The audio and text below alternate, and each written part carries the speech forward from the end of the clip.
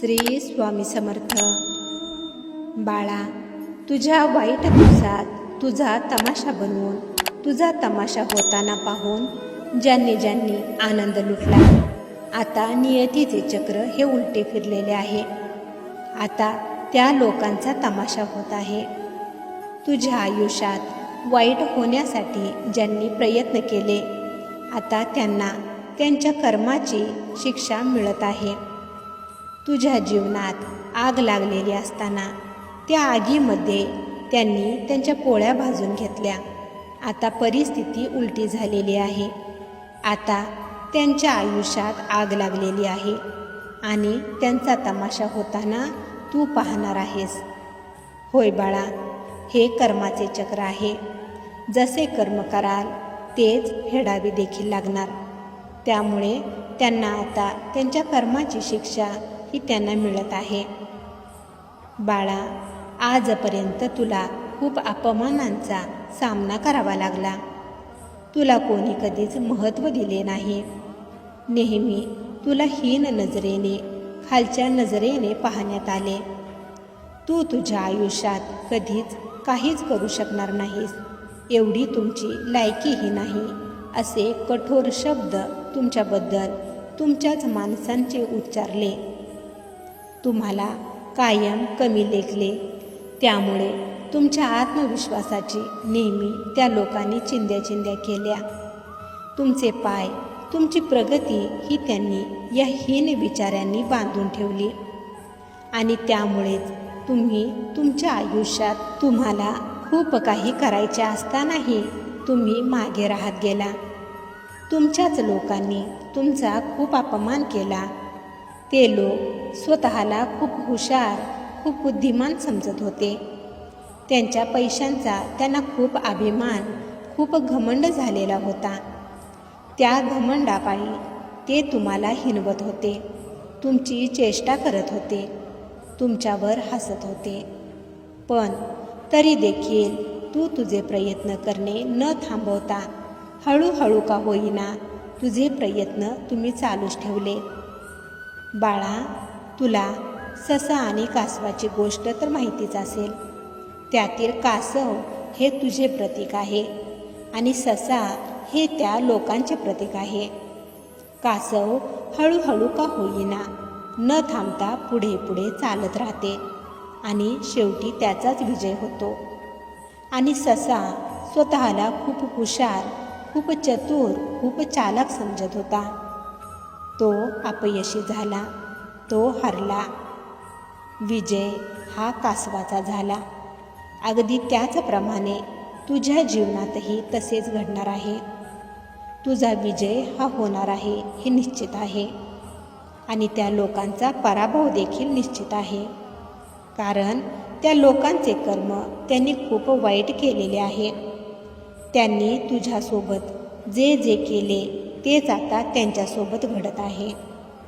तुला जसे तुझ्याच माणसांनी दगा दिला, तुझ्या पाठीत वार केला, अगदी त्याचप्रमाणे त्यांच्याही आयुष्यात घडणार.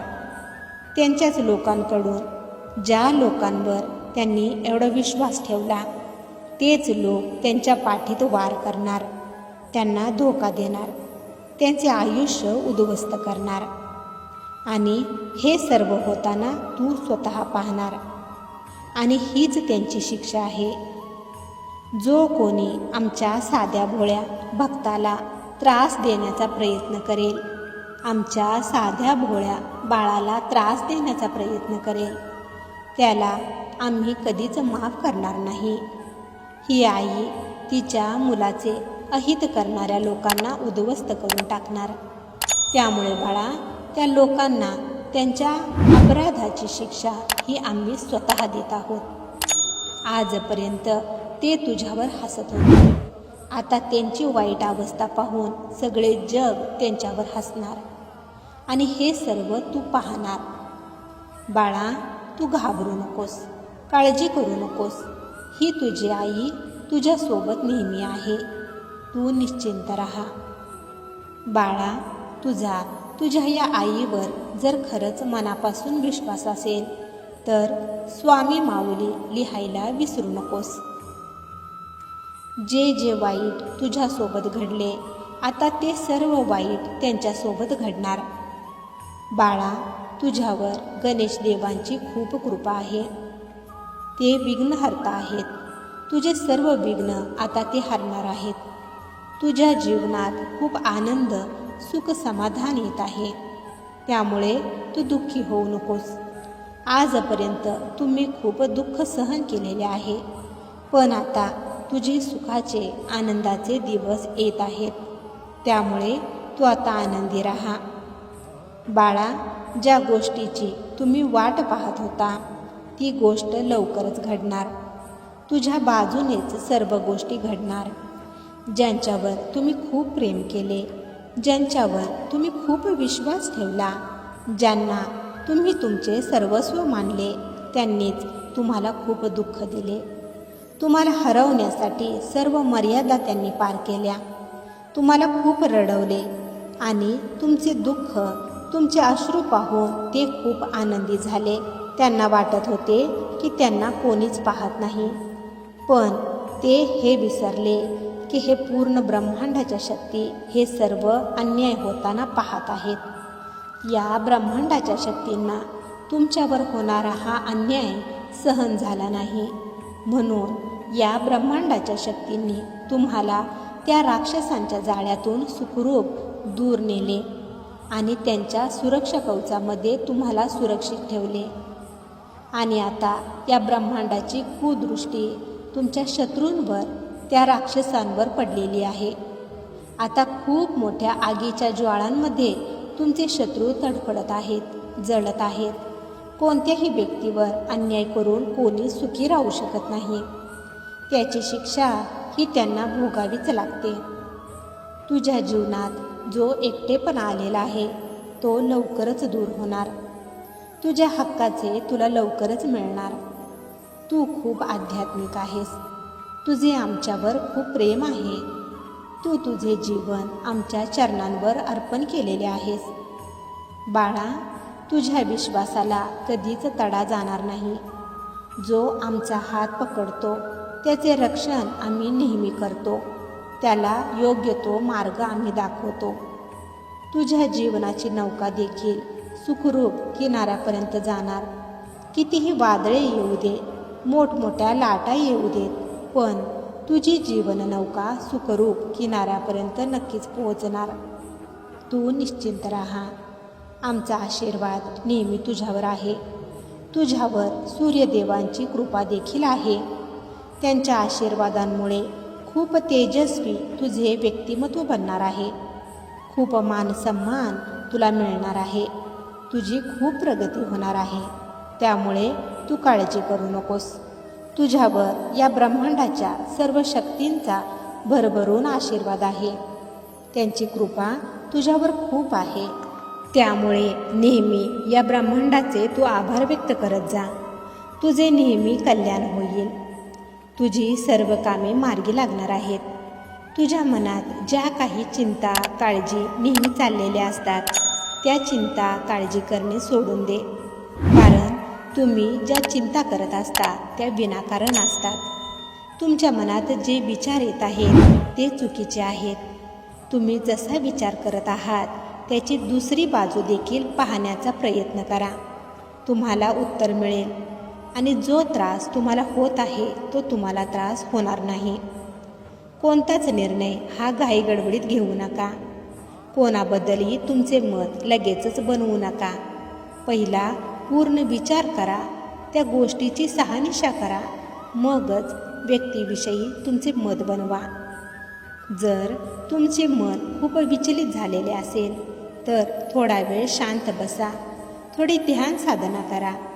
तुमच्या विचारांवर लक्ष द्या आणि नेहमी सकारात्मकच विचार करा, म्हणजे तुम्हाला त्रास होणार नाही.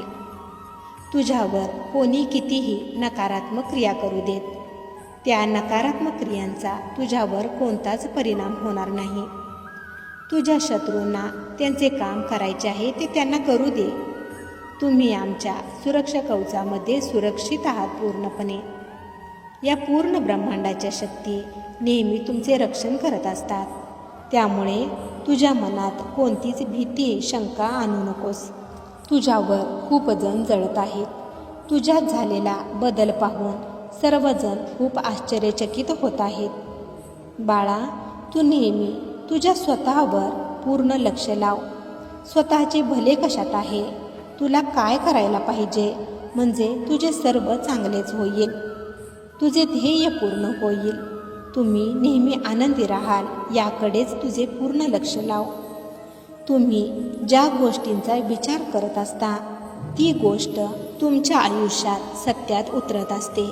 म्हणून कधीच तुमच्या शत्रूंचा विचार करून त्यांना जास्त महत्त्व तुम्ही देऊ नका. तुमच्या स्वतःला महत्त्व द्या.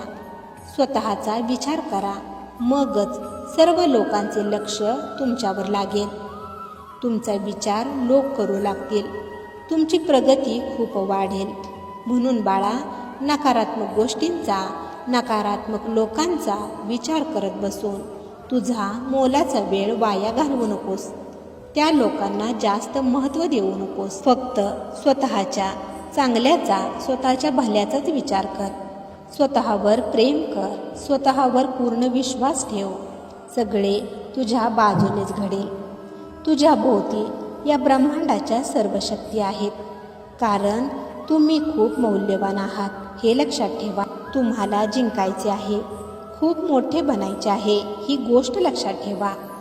त्यामुळे खूप मेहनत करा. आळस सगळा झटकून टाका. स्वतःवर लक्ष द्या. स्वतःच्या वेळेचा पूर्ण उपयोग करा. वेळेला वाया घालवू नका. वेळेचा पूर्ण वापर करा. हीच वेळ तुला उद्या तारणार आहे, तुझे उज्ज्वल भविष्य बनवणार आहे. त्यामुळे वेळेला पहिला महत्त्व दे. तेव्हाच तुम्हाला वेळ महत्त्व देणार आहे. बाळा, तुझ्यासोबत जे घडलेले आहे त्याला तुला उत्तर द्यायचे आहे. स्वतःला खूप मोठ्या पदावर तुला घेऊन जायचे आहे हे लक्षात ठेव. आणि ही गोष्ट विसरू नकोस. आमचे आशीर्वाद नेहमी तुझ्यासोबतच आहेत. आमचे लक्ष नेहमी तुझ्यावर असते. तुझ्या शत्रूंना आता आगीच्या ज्वाळा जाळत आहेत. त्यांचा खूप अपमान होत आहे. त्यांचा खूप तमाशा बनलेला आहे. त्यांच्या लोकांनी त्यांना खूप लुटले आहे. तुझ्या शत्रूंचा तमाशा होत असताना तू स्वतः पाहणार आहेस. त्यामुळे तुम्ही कोणतीच काळजी करू नका. सगळे तुझ्यासोबत आता चांगलेच घडणार आहे आणि सगळे तुझ्या मनासारखेच घडणार आहे. तुम्ही फक्त तुमच्या स्वतःवर लक्ष द्या. तुमच्या ध्येयावर लक्ष द्या. रात्रंदिवस मेहनत करा आणि यशस्वी व्हा. आणि तुम्ही निश्चिंत राहा. सगळे आता चांगलेच होणार आहे. बाळा, तुझा आमच्यावर जर खरंच विश्वास असेल तर श्री स्वामी समर्थ लिहायला विसरू नकोस. तुझे कल्याण होईल. स्वामी भक्तांनो, तुम्हाला जर आजचा हा संदेश आवडला असेल तर या संदेशाला लाईक आणि कमेंट करायला विसरू नका. तसेच हा संदेश शेअर करायला देखील विसरू नका. कारण तुमच्या एका शेअरमुळे कोणाच्या तरी आयुष्यात थोडी जरी आनंदाची उमेद निर्माण झाली तर याच्या आशीर्वादाचे फळ तुम्हाला नक्कीच मिळेल. स्वामी भक्तांनो, स्वामी संदेश सांगण्याचा एकच प्रामाणिक प्रयत्न आहे की तुमच्या हरलेल्या मनाला पुन्हा शक्ती मिळावी आणि जगण्यासाठी नवीन प्रेरणा मिळावी. चला तर मग सर्वांनी आनंदी राहा. आपली आणि इतरांचीही काळजी घ्या. श्री स्वामी समर्थ. जय जय स्वामी समर्थ.